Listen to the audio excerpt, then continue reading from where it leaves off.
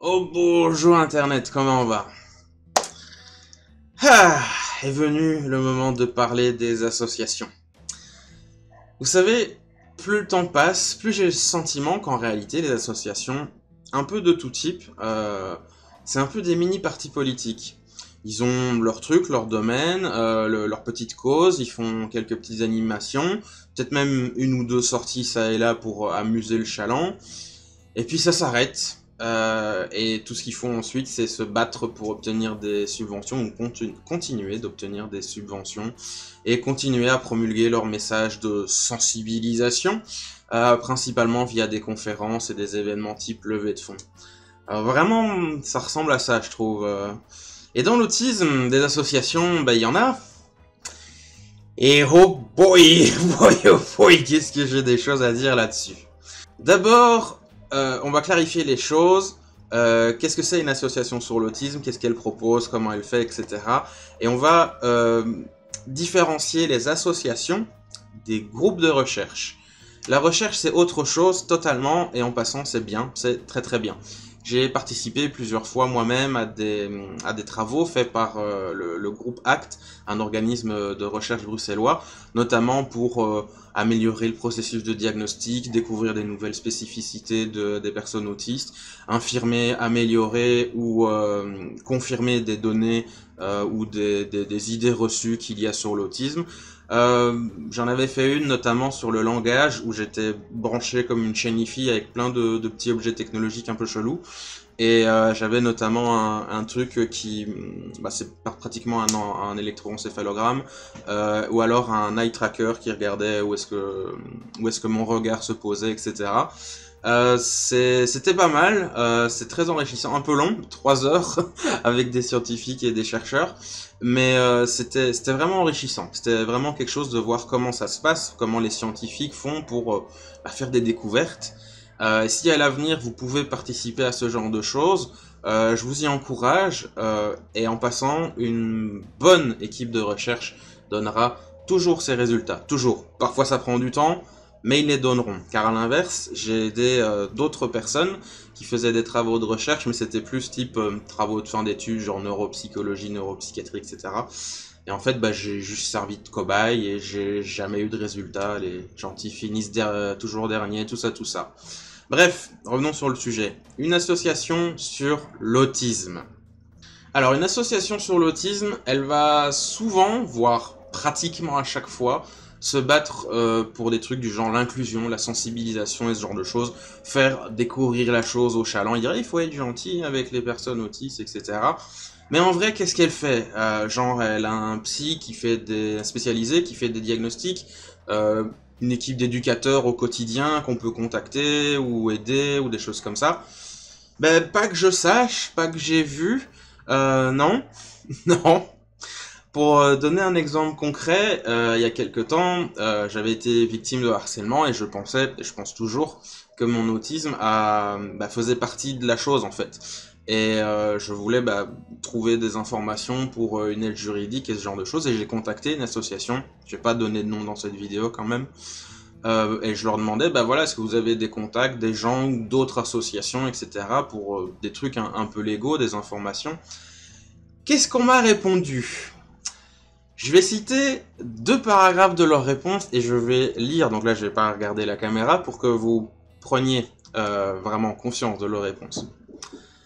Nous sommes désolés de ce qui vous arrive, nous avons souvent ce genre de situation pour nombre de personnes autistes, mais ce n'est pas votre particularité qui vous empêche de vivre une vie normale, entre guillemets, et entre parenthèses, si cela se définit, mais l'attitude et l'oppression que vous subissez. Donc en gros, un petit pat-pat, voilà, c'est dommage, pas de chance, et on précise toujours que c'est le monde qui est méchant, c'est pas juste ces personnes spécifiques, et que voilà, c'est oppression systémique, tout ça, hein, donc c'est le monde qui doit s'adapter. Deuxième citation. Nous vous conseillons d'en parler autour de vous, ou de discuter entre pairs autistes. D'accord, merci, je suppose que cette éventualité m'avait un peu échappé, voilà, ça m'a été d'une grande aide, c'est ouf, la vache. Comme vous le voyez, il y a y a rien de bien concret, c'est un peu du vent et c'est un groupement de personnes qui partagent une idéologie et font du travail militant, limite un peu de lobbying, genre on va contacter un maire d'une ville, machin, pour qu'il y ait un truc pour des personnes autistes, machin, mais ça fait rien, enfin j'ai jamais vu aucun résultat, quoi. Un autre truc intéressant, c'est quand vous contactez des associations pour prendre des informations. Par exemple, vous avez entendu parler de l'autisme, vous posez quelques questions sur vous-même, sur votre frère, votre enfant, votre pote, etc. Et vous contactez une asso. Que vous répond-on? Ben, je vais vous le dire, vu que je l'ai fait.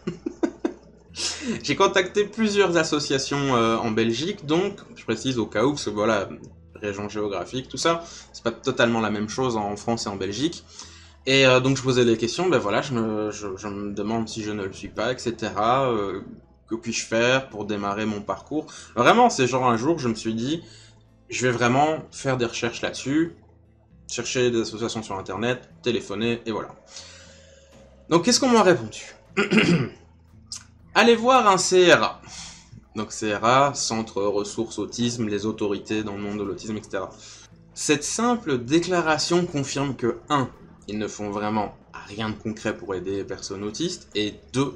Ils ne sont pas plus informés que n'importe qui, parce que le CRA, donc cet acronyme, c'est pratiquement le premier mot ou la première expression de jargon du milieu qu'on apprend quand on rentre dans le monde de l'autisme. Et je rajouterais que quand j'ai précisé que j'étais adulte lors de cette petite conversation, que j'étais pas un petit enfant, ou que c'était pour mes enfants ou mon fils ou peu importe, bah c'est encore plus direct. On dit ah vous êtes adulte, c'est pas pour votre enfant, c'est pour vous, bah on peut rien pour vous. Car oui c'est un truc primordial à savoir. Le monde de l'autisme, quand vous êtes adulte, c'est mort, il n'y a plus rien pour vous. C'est d'ailleurs un peu un tabou dans le monde de l'autisme. Enfin, tabou, pas pour les personnes qui sont concernées, mais dans les trucs associatifs, les médecins, etc. On fait beaucoup pour les enfants, en comparaison. Et pour les adultes, bah, il n'y a rien. C'est genre, vous passez 16 ans, etc. Pratiquement plus personne prétendra pouvoir vous aider, même les médecins ou encore une fois les associations qui s'occupent des enfants, qui font des choses pour des enfants. Bah c'est genre, qu'est-ce qu'on va faire de celui-là? Ça s'améliore un peu, mais en vrai l'autisme, il y en a que pour les enfants. À ce moment-là, si c'est pour vos enfants, bah, c'est pratiquement les associations se battront pour vous, pour que vous soyez membre de leurs associations. Eux, on vous promettra des sorties, des promenades, un accompagnement suivi, j'ai bien dit promettre. Mais voilà, imaginons que vous avez un enfant qui grandit, etc. Bah, vous serez gentiment mis vers la sortie, ou en tout cas, vous n'aurez plus du tout ça sera plus la même ambiance. Pas du tout. Et c'est fou parce que je me souviens encore, j'en avais contacté 3 ou 4 des associations au début de mon parcours. Et dès le deuxième fois que j'ai entendu le « Ah !» quand je disais que c'était pour moi qui était adulte, bah, j'ai directement compris, voilà, quand t'es un adulte, c'est foutu. C'est pour les enfants, oui, mais pour les adultes, non. Chaussette confirme, elle me fait une petite gratouille. Si vous avez un enfant autiste, vous avez presque l'embarras du choix de où aller, comment être aidé, et compagnie. Bon, c'est très relatif, mais voilà, vous comprenez ce que je veux dire. Je me souviens encore quand j'allais au CRA de Liège, donc là où j'ai eu mon diagnostic, et là où j'allais voir un psychologue pour un suivi voilà, sur le long terme, etc. Il y avait des affiches pour un truc du genre un moment de répit ou quelque chose comme ça. En fait, c'était pour presque babysitter votre enfant pendant que vous prenez une journée tranquille pour vous en tant que parent. Car croyez-moi, quand vous avez un enfant autiste, surtout s'il est atteint un petit peu plus lourdement, c'est très épuisant, et avoir une journée de repos et des choses comme ça fait du bien. Et il me semble que c'était pas une association, c'était vraiment un truc pas payant, mais voilà, c'était pas lié à une association, c'était un truc spécifique prévu pour ça en fait. D'ailleurs, s'il vous plaît, camarades français, arrêtez de dire que la Belgique est mieux que la France pour l'autisme, c'est faux, on est tout aussi naze. Je crois que le seul truc où on est un peu mieux, c'est dans les centres médicaux de jour et les choses comme ça. Mais non, non, c'est la même galère. Je rajouterais même que au début de mon diagnostic, je voulais aller dans ce qui s'appelle les cafés Asperger. Si vous êtes autiste ou vous allez dans le monde de l'autisme, vous comprenez ce que c'est.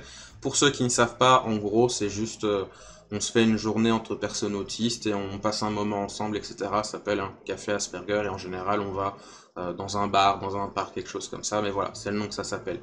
En Belgique, il n'y en a pas. Enfin, si, il y en a un. Et c'est quelqu'un que je connais qui organise ça. Et voilà, en France, vous en avez plein. Enfin, en tout cas, dernière fois que j'avais regardé, que je m'étais renseigné là-dessus, en Belgique, il y en a un et il faut fouiller pour le trouver. Enfin voilà. Je me permets de préciser aussi et d'insister que même si je suis un peu acide, un peu médisant, etc., je ne dis pas que toutes les associations sont des enfoirés, des escrocs et que ça sert à rien, etc. Ce que je dis, c'est qu'il y a un problème dans le monde de l'autisme vis-à-vis des associations qui disent se battre pour l'autisme ou en tout cas pour aider les personnes autistes. C'est Si vous en trouvez une qui est bonne, qui propose par exemple des formations, que ce soit pour les enfants ou les adultes ou les parents ou les proches ou ce que vous voulez, ou qui ont une équipe éducative et qui font par exemple le truc de babysitting, comme je vais appeler ça, ou qui a un suivi psychologique, ce genre de choses, c'est très très bien, c'est très très bien. Mais j'ai envie de dire la plupart, mais bon, on va aller pour ça. La plupart des associations, elles font rien. Je suis désolé de le dire ça comme ça, mais il y a rien qui est proposé.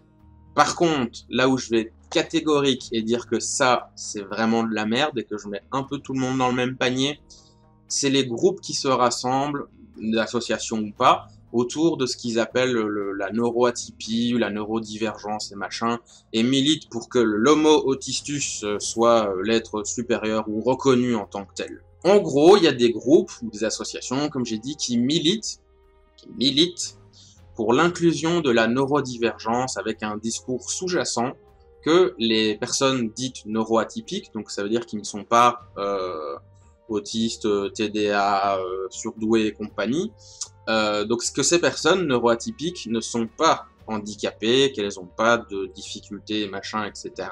C'est le reste du monde qui n'est pas fait pour être inclusif et donc c'est le monde qui est méchant. Et voilà. C'est presque considéré que ces personnes-là ont un super pouvoir ou que c'est la nouvelle évolution de Darwin, j'en sais rien. Je caricature, mais vraiment c'est ça l'idée. Je caricature, mais à peine quoi.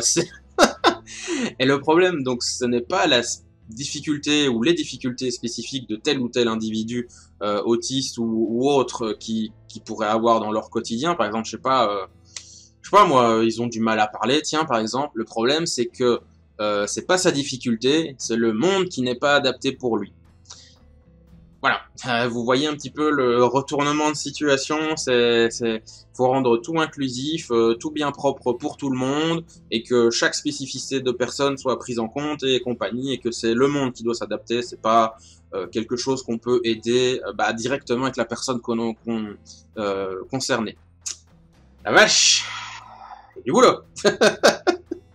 On dirait presque un discours communiste avec les prolétaires, ouais, citoyens, machin. Pour le coup, oui, c'est comme je disais au début, c'est un parti politique, c'est un mouvement idéologique, et ces gens-là, vous pouvez être sûr qu'ils feront rien de concret à part vous faire la lecture de leurs manifestes et leurs doctrines idéologiques et que sais-je, ou des conférences, comme j'ai dit, hein, pour vous convaincre et compagnie, voilà. Bref, si vous pensez faire appel à une association sur l'autisme, vérifiez que celle-ci vous apportera bien quelque chose de concret, que vous jetterez pas votre argent par les fenêtres parce que la plupart c'est des adhésions payantes, hein, forcément. Voilà, c'est ce que vous payerez pas juste pour avoir une ou deux tapotes sur l'épaule, avec accompagné du super ultra frustrant qu'on a quasiment tous entendu. Courage, hein, ça va aller. Wow, ça me donne envie de coller des patates. Le mieux, comme souvent quand il s'agit de la santé, c'est d'aller voir un médecin ou une entité médicalement qualifiée pour vous aider. J'ai notamment, moi, encore une fois personnellement, plusieurs années consulté ce qu'ils appellent une équipe mobile d'aide à la santé mentale. Ça s'appelle Pléiade. Je dis le nom parce qu'eux, ils sont bien. Donc c'est dans mon bled à Namur en Belgique, hein. Et elle, bah, c'était super cool en fait. C'est un truc divisé en deux sections. Il y a le suivi court où c'est un peu urgent, genre j'ai tenté de me suicider, machin, au secours. Et les trucs plus longs où là, ça c'est un accompagnement vraiment sur le long terme. Mais c'est pas, quand je dis long terme, c'est genre 6 mois. C'est pas censé être très, vous n'êtes pas censé les voir pendant toute votre vie, quoi. Et eux, bah, ce qu'ils faisaient, c'est que déjà, ils avaient un psychiatre dans leur équipe. Ils étaient pratiquement tous éducateurs ou assistants sociaux ou des choses comme ça. Et elle vous aidait vraiment dans votre détresse ou plus concrètement dans votre démarche. Par exemple, bah, si vous avez fait une tentative de suicide, etc., que vous appelez au secours, bah, ils vont peut-être carrément faire le taxi pour vous pour aller chez votre psy. Ils vont faire, je sais pas moi, organiser des rendez-vous, aide à la paperasse administrative, faire le lien entre différentes institutions médicales ou administratives. Enfin voilà, c'était très très bien et ils étaient très compétents. J'ai aussi été suivi plusieurs années par une équipe d'éducateurs pour des personnes handicapées mentales qui s'appelait Renfort, toujours dans ma petite ville à moi, à Namur en Belgique. Et pareil, eux aussi m'ont accompagné et ils organisaient aussi des activités et cherchaient des solutions avec moi pour, ben, par exemple, sortir de ma solitude. Ce sera d'ailleurs le prochain sujet de ma vidéo que j'aborderai avec vous sur l'autisme. Et donc oui, faites vraiment attention où vous mettez les pieds dans le monde de l'autisme et privilégiez des professionnels, des vrais, qui vont vous proposer des trucs concrets et pas de la langue de bois ou des discours vides du genre oui, il faut aider à l'inclusivité, machin. Non, c'est j'ai un problème concret, je voudrais une solution concrète. Pas juste du speech et voilà, utiliser la force, ce ne sont pas les droïdes que vous recherchez. Les problèmes mentaux, les handicaps, machin, tout ce que vous voulez, on s'en fout du terme. Ce sont des sujets sérieux qui doivent être traités concrètement, pas juste avec des idées, des discours. Au revoir Internet, gros bisous. Mouah.